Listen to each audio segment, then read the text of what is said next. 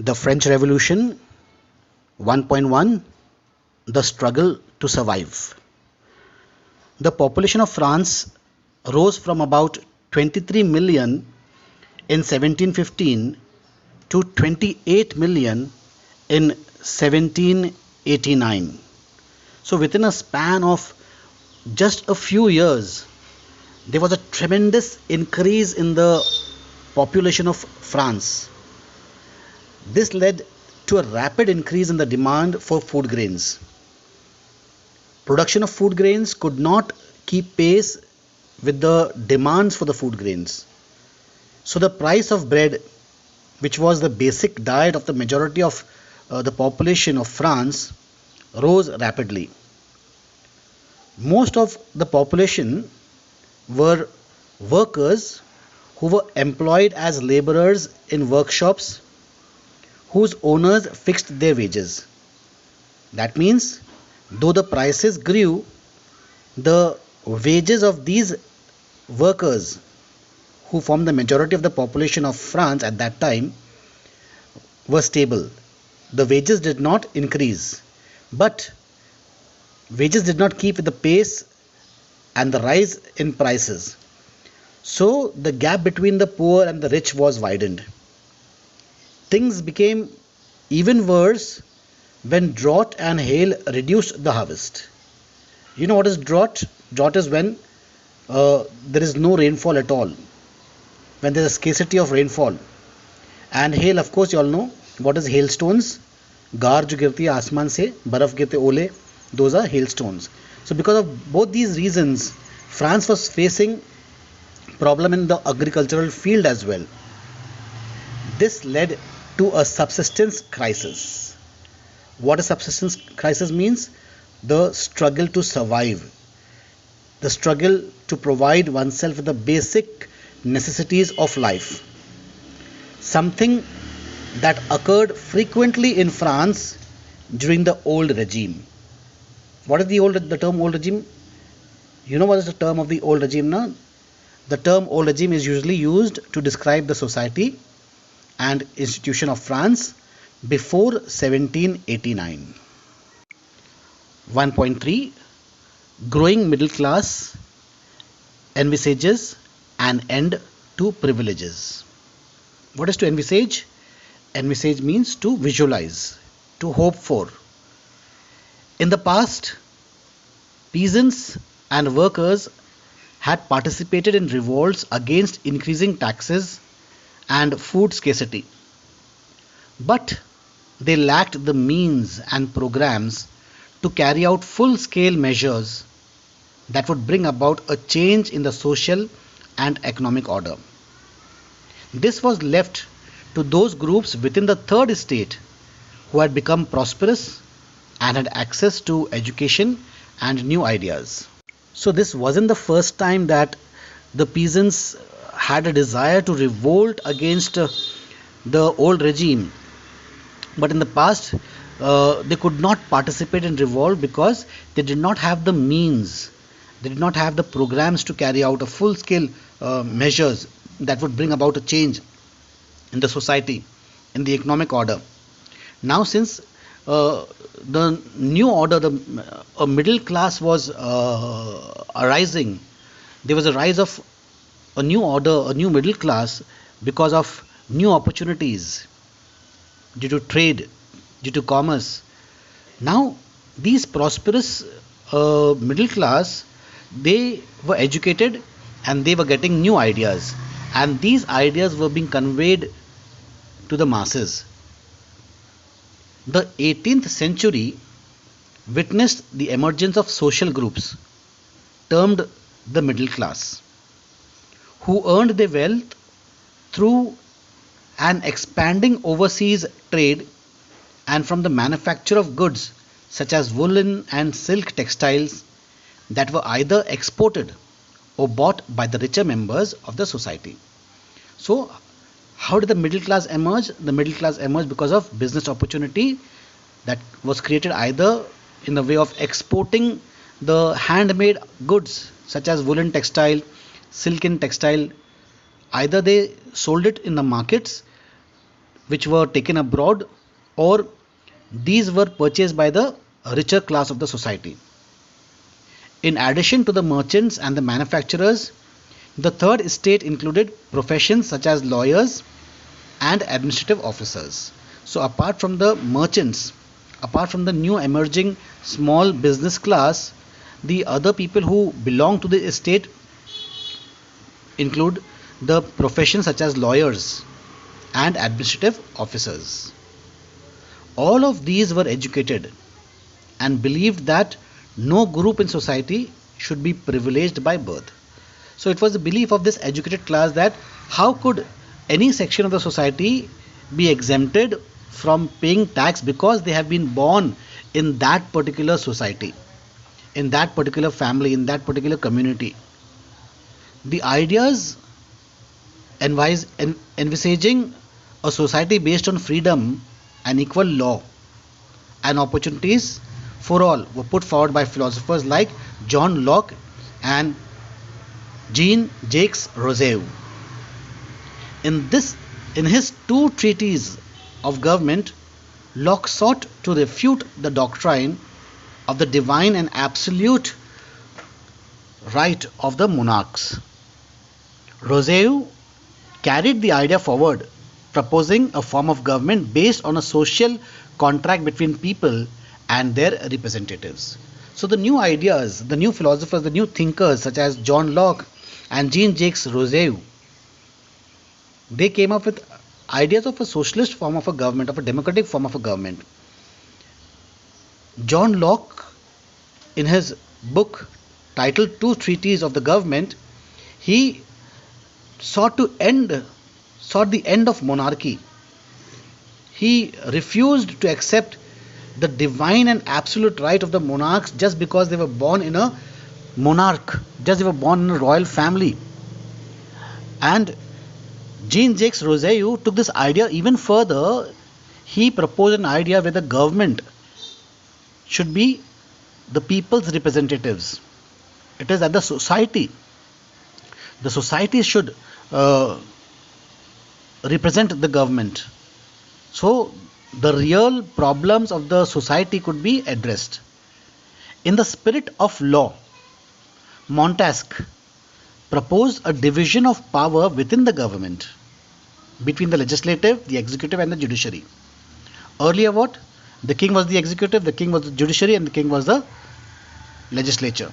Whatever the king said became the rule. He was the judge and jury and everything. But now Montesquieu proposed a division of power between, he wanted legislator to be separate. The one who makes laws are the legislatures, and the executives and the judiciary to be different organs of the government. This model of government was put into force in the USA after the 13 colonies declared their independence from Britain. So USA was amongst the first to adopt democratic principles. The American Constitution and its guarantee of individuals' rights was an important example for political thinkers in France. So now thinkers began to think on the ground of the governance that was in practice in United States of America. The ideas of these philosophers were discussed intensively in saloons and in coffee houses and spread among people through books and newspapers. These were frequently read aloud in groups for the benefit of those who could not read and write. The news that Louis XVI planned to impose further taxes to be able to meet the expense of the state generated anger and protest against the system of privileges. So when these topics were being discussed in the saloons, in the coffee houses, in the parlors, the people, they began to express their anger. And how was the news of King Louis's intention of imposing further tax conveyed to the people? It was conveyed through those who could read to those who could not read. So see the advantage of being able to read and write, being able to think. How many of us are independent thinkers? How many of us can think independently?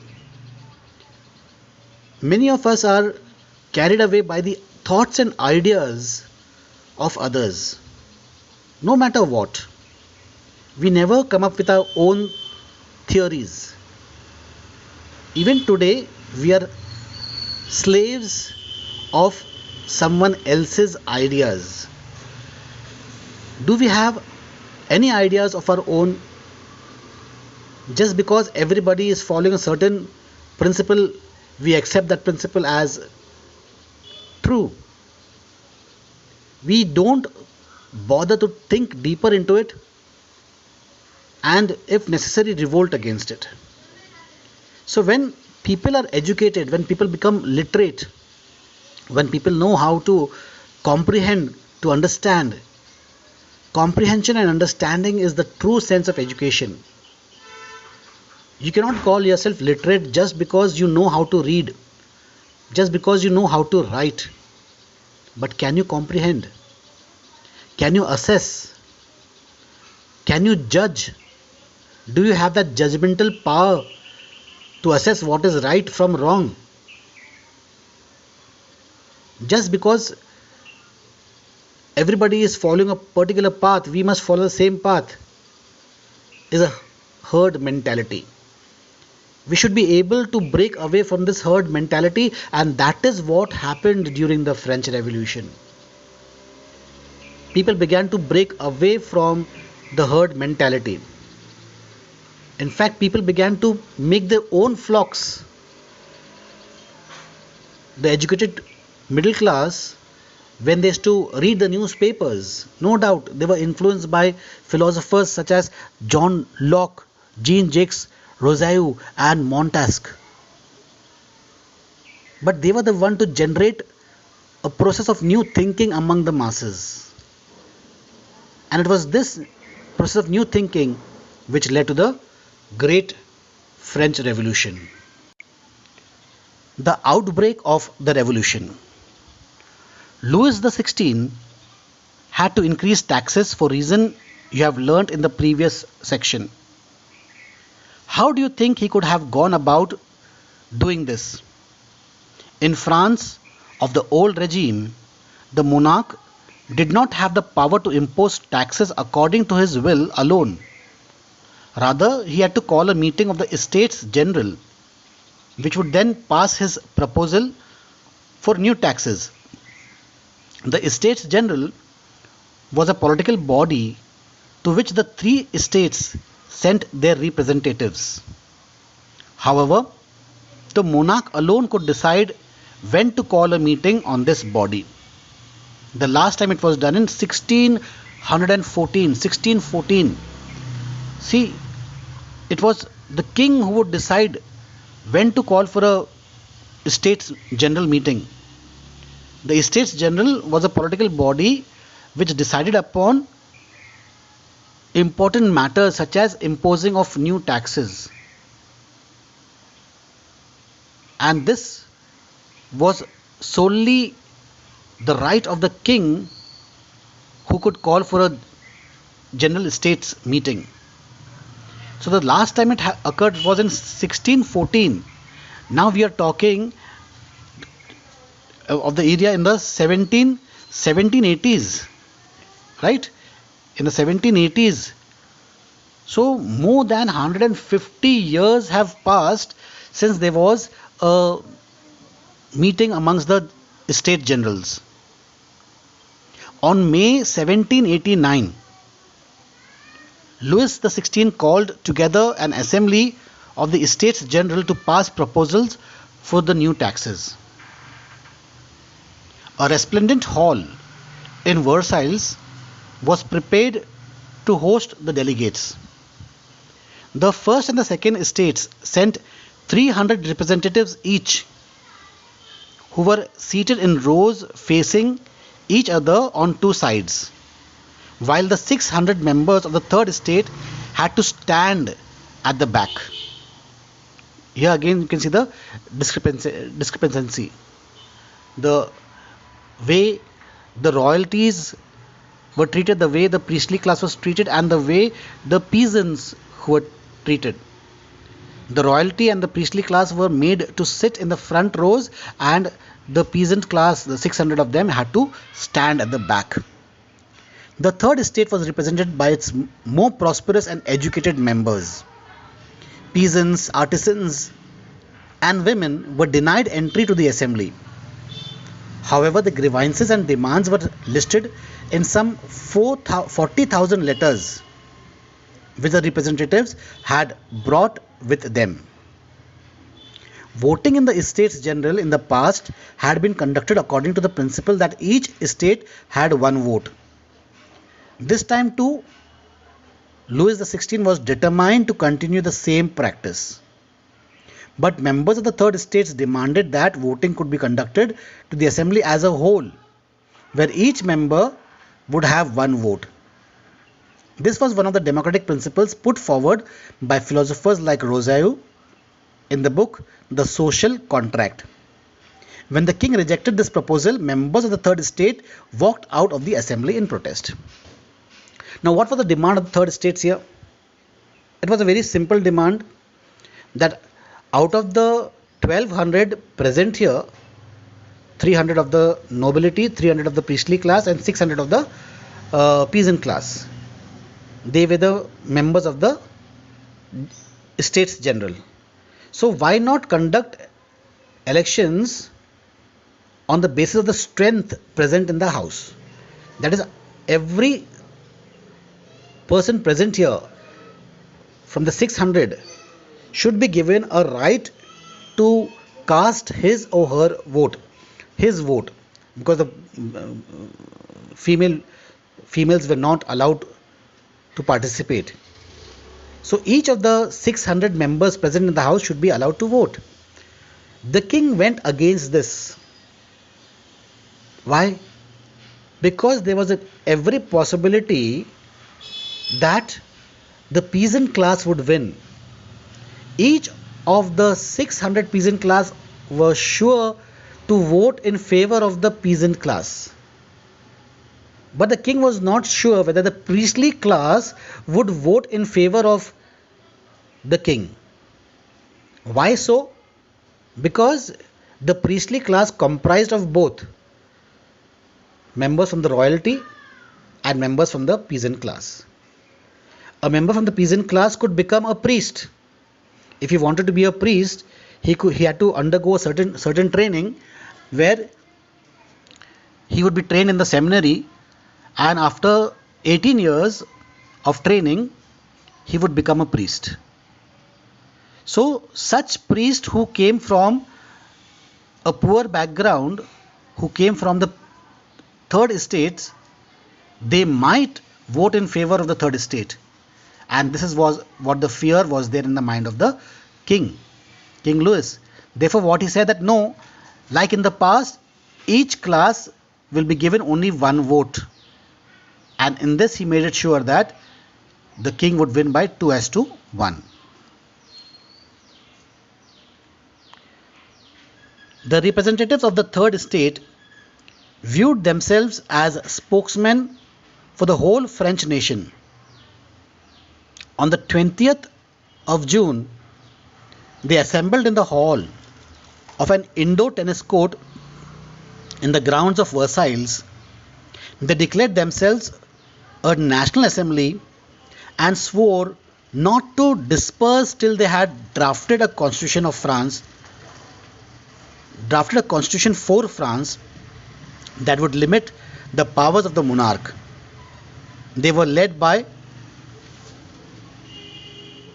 Mirabeau and Abbé Sieyès. Mirabeau was born in a noble family, but was convinced of the need to do away with a society of feudal privileges. He brought out a journal and delivered powerful speeches to the crowds assembled at Versailles. So, on 20th June, these representatives of the peasant class, they assembled at an indoor tennis court in the grounds of Versailles, and here they declared themselves as a national assembly. And they took a promise that they would not leave until and unless they have drafted a constitution for France that would limit the power of the king. These people were led by Mirabeau and Abe Sieyès. Now, Mirabeau was from the noble descent, but he was convinced to do away with the practice of feudal privileges, the system that was prevalent then. And he had brought out a journal and delivered many speeches to the crowds assembled at Versailles. So Abe Sieyès, he was originally a priest, wrote an influential pamphlet called "What is the Third Estate?" While the National Assembly was busy at Versailles drafting a constitution, the rest of France seethed with turmoil. That means the French society was full of tension. A severe winter had meant a bad harvest, and the price of bread rose. Often, bakers exploited the situation and hoarded supplies. Hoarded supplies mean they kept it in hiding. They didn't openly sell it. After spending hours in long queues at the bakery, crowds of angry women stormed into the shops. At the same time, the king ordered troops to move into Paris. On 14th July, the agitated crowd stormed and destroyed the Bastille. So, it all started with the bakers not willing to sell their bread openly in the market. Why? They were trying to do Kala Bazari. They were trying to sell in black market at exorbitant price because they knew that bread was in shortage, and the more they hold back to bread, the dearer bread would become, and people would be willing to spend more and more money for a single loaf of bread. But then the people lost their patience and they attacked the bakery, they attacked the shop, and finally they attacked the Bastille. In the countryside, rumors spread from village to village that the lords of the manor had hired bands of brigands who were on their way to destroy ripe crops. Bands of brigands means army, soldiers. So there was a rumor that the lords were going to destroy the standing crops. Caught in a frenzy of fear, peasants in the districts seized hoes and pitchforks. What are hoes? With which they do the tilling of the soil, with which they till the soil, and pitchforks are the forks with which they collect dry grass, dry hay. Caught in frenzy of fear, peasants in several districts seized hoes and pitchforks and attacked the Chattox. What is Chattox? A castle or stately residence belonging to a king or a nobleman. They looted, hoarded grains, and burned down documents containing records of manorial dues. A large number of nobles fled from their homes, many of them migrating to neighboring countries. Faced with the power of revolting subjects, Louis XVI finally accorded recognition to the National Assembly and accepted the principle that his powers would from now on be checked by a constitution. So finally, King Louis gave in to the demands of the National Assembly, and he pledged that his powers would now be under the watchful eye of the Constitution. On the night of August 4, 1789, the Assembly passed a decree abolishing the feudal system of obligations and taxes. Members of the clergy, too, were forced to give up their privileges. Tithes were abolished and lands owned by the church were confiscated.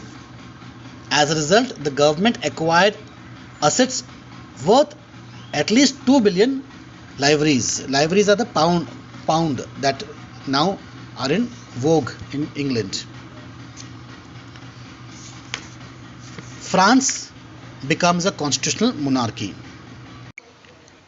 The National Assembly completed the draft of the Constitution in 1791. Its main object was to limit the powers of the monarch. These powers, instead of being concentrated in the hands of one person, were now separated and assigned to different institutions like the legislature, the executive, and the judiciary. This made France a constitutional monarch. The Constitution of 1791 vested the powers to make laws in the National Assembly, which was indirectly elected. That is, citizens voted for a group of electors who in turn chose the assembly. Not all citizens, however, had the right to vote. Only men above the age of 25 years who paid taxes equal to at least 3 days of labor's wages were given the status of active citizen. That is, they were entitled to vote. The remaining men and all women were classed as passive citizen.